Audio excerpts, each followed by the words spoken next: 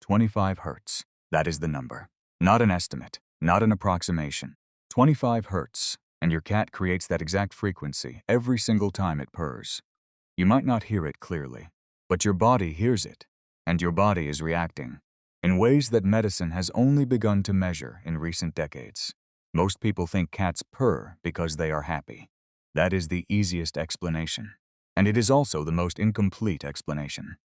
Cats purr when they are severely injured. Cats purr when they are terrified. Cats purr when they are lying alone in the dark, far away from everything familiar. There are cats recorded purring continuously during the final hours before they die. If this were just a sign of happiness, then those cases would have no explanation. But if this is a biological mechanism, an automatic response that a cat's body triggers when it needs to recover, when it needs to stabilize, when it needs to maintain itself, then everything begins to make sense. And this is the part that most people have not stopped to think about. That frequency does not stay inside the cat. It radiates outward. It passes through your hand when you place your hand on its back. It passes through your lap when it lies down. It passes through your chest when it climbs up and purrs right next to your heart. Actual physical vibration, not a warm feeling, not an emotion, is transferring into your body tissue every time that happens. NASA has studied this frequency, not because of cats, because astronauts' bones lose mass in a zero-gravity environment. And 25 to 50 hertz is one of the frequency ranges they tested to reverse that process. The results were remarkable enough to continue the research. Your cat creates that exact frequency range every day, for free. There are 7 things happening in your body every time that cat purrs. Medicine is slowly confirming each one. And much of what you are about to hear, your doctor has not told you yet. Not because they are hiding it, but because the research is newer than you think. Those 7 things are bones, muscles, cortisol, blood pressure, wounds, respiration, and the autonomic nervous system. We will go through each one, and make sure to stay until the 7th point.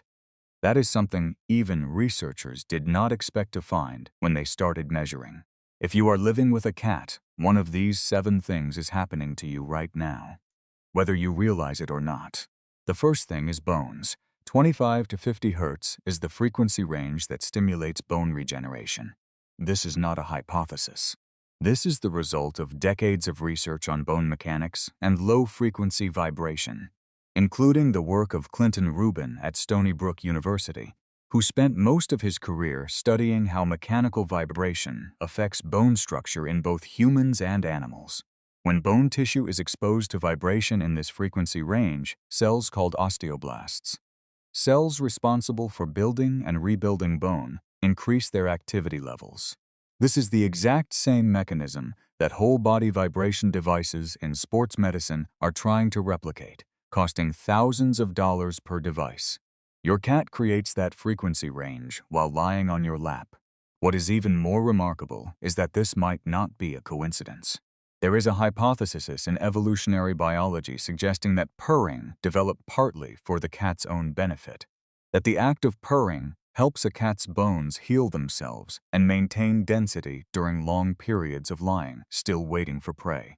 That explains why domestic cats suffer from osteoporosis and bone fractures significantly less than many other mammals of the same size and activity level. That effect does not stop at the boundaries of the cat's body. The vibration radiates outward, and your bone tissue is right in that reception zone. Sports medicine is selling low-frequency vibration devices at a price that most ordinary people cannot afford. Your cat is doing the exact same thing every evening, right on your sofa, completely free of charge. The second thing is muscles and inflammation.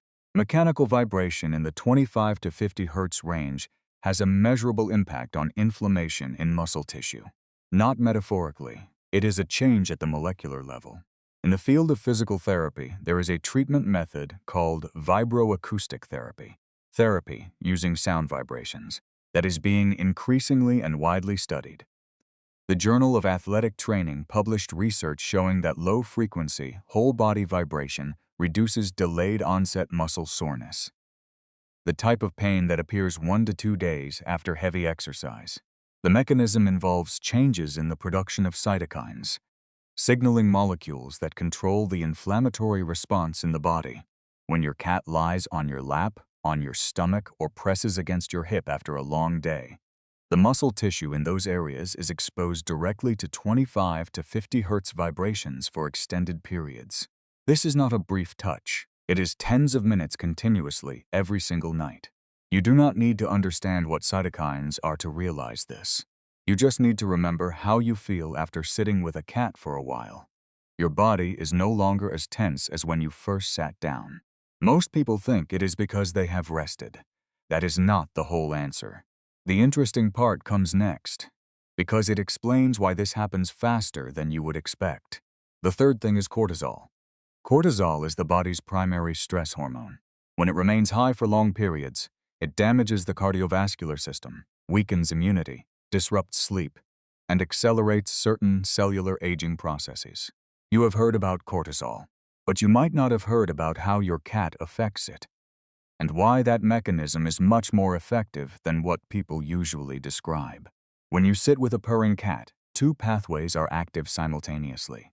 The first pathway is sound. The low frequency enters your ears and activates the vagus nerve, one of the most important nerves of the parasympathetic nervous system, the rest and digest system that opposes the stress response. Activating the vagus nerve lowers the heart rate, reduces blood pressure, and decreases cortisol production. The second pathway is tactile. Physical vibration travels through the skin into mechanoreceptors and sends signals directly to the central nervous system toward downregulation, which means reducing the overall stimulation of the nervous system. Those two pathways happen at the same time, every single time a cat purrs within your reach. Research by Karen Allen at the University at Buffalo tracked the cortisol responses of cat owners and non-owners during stressful tests.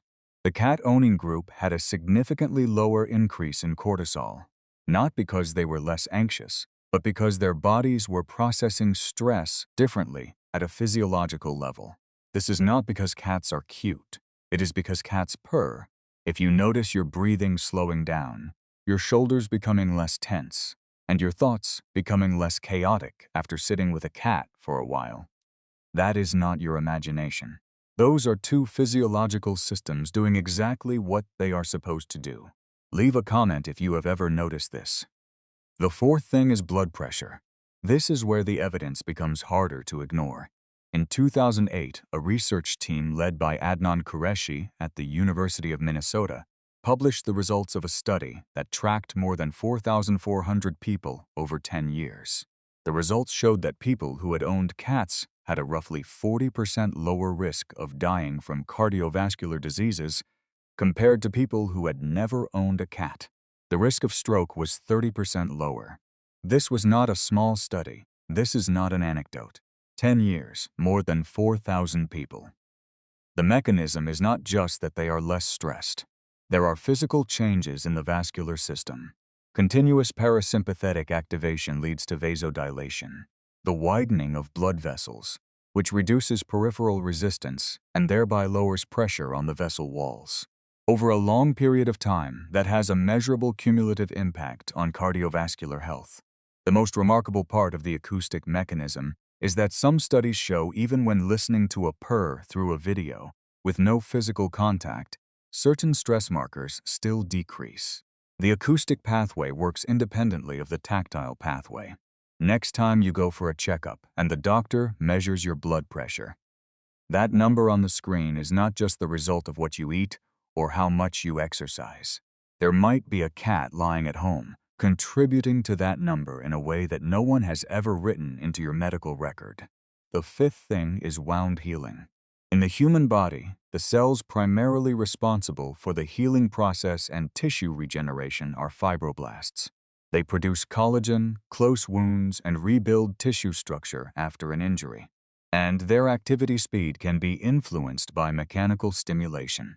In vitro studies, performed on cells in a controlled environment, have shown that fibroblasts increase their rate of proliferation when exposed to mechanical vibration in the 25 to 50 Hz range. This is the same principle that ultrasound therapy devices use in wound care, but at a much higher frequency. There is an observation recorded often enough to become a subject of study. Cats tend to seek out and lie near or directly on an injured area of their owner. The easiest explanation is that the skin temperature at the inflamed area is higher, and cats are sensitive to temperature changes. That is true. But the result of that behavior, vibration contacting directly on the recovering tissue, is not a neutral outcome. No one is suggesting you replace bandages with a cat. But the concept of cats having healing abilities, something that used to be dismissed as folk superstition, now has enough of a biological basis for serious study. The gap between anecdote and evidence is narrowing. The sixth thing is respiration. Since the 1980s, a Norwegian researcher named Olav Skill began systematizing a treatment method called vibroacoustic therapy, using low-frequency sound vibrations to treat various conditions, including chronic obstructive pulmonary disease and chronic shortness of breath. The frequency range he used was primarily 40 to 80 hertz. Cats purr in the range of 25 to 150 hertz, completely covering that entire therapeutic window. When a cat lies on your chest and purrs, the vibration is not just on the surface of the skin. It radiates rough the sternum into the chest cavity and makes contact with the lungs and pleura. This is simple physical mechanics. Vibration travels through solids and liquids. It does not stop at the skin boundary. There is not enough research to say this has a clinical therapeutic effect in healthy individuals, but it partly explains why people who sleep with cats often report sleeping deeper and waking up less tired, and why that has not been fully explained just by a feeling of warmth or psychological safety. Your lungs are receiving vibration signals every single night. Your body cannot tell the difference between a medical device and a sleeping cat, as long as the frequency is right. The seventh thing is something that even researchers did not expect to find when they started measuring. That is the autonomic nervous system, and a phenomenon known as entrainment. The human brain tends to synchronize itself with stable external rhythms. This is the principle behind music therapy, behind drumming in many ancient cultures, and behind binaural beats. When there is a steady, continuous rhythm in the environment, the nervous system tends to drift toward it. Not because you actively choose to, but because that is how the nervous system works. Purring is one of the steadiest, most regular sources of vibration in nature. It does not rise or fall. It does not interrupt. It remains stable for tens of minutes continuously, precisely the kind of stimulus that entrainment needs to occur. Heart rate variability, a measure of the balance of the autonomic nervous system, considered by many researchers to be one of the most important markers of cardiovascular and mental health, improves when exposed to low-frequency rhythmic vibration. That has been documented in many different contexts. There are no direct studies on purring and entrainment. This is the part where medicine is catching up truly applies. The individual components have all been confirmed: a stable rhythm, the appropriate frequency, and known neural mechanisms. But no one has connected them in this specific context in a systematic way. What that means is this: when you sit with a purring cat, your heart rate and your breathing are gradually drifting toward its rhythm. Not because you are trying to relax, not because you are thinking of something pleasant. It is because a physical mechanism is happening below your conscious level. Your cat is keeping time for your body every evening without ever being asked. Rest with that for a moment. 25 hertz. You heard that number at the beginning of this video, and it was just a number. Now you know what it is, and you know it is happening in your bones, in your muscles, in your blood vessels, lungs, and nervous system every single time that cat lies down and purrs. Medicine does not have enough research to put this into clinical guidelines yet. That does not mean it is not happening. It means science is running behind reality, as it often does with things that are too common for anyone to think about measuring. Your cat does not know it is doing all of these things. It just purrs, because that is what it does, because its body needs to do it, and because next to you is where it chooses to do it, and your body knows how to receive that signal. It has known since long before anyone started putting measuring devices on it. Your cat has chosen you. That is no small thing. If this video changed the way you look at your cat, Please subscribe so you do not miss the next video. There is one thing cats do that owners usually react to completely wrong, and the consequences of that reaction last much longer than you think.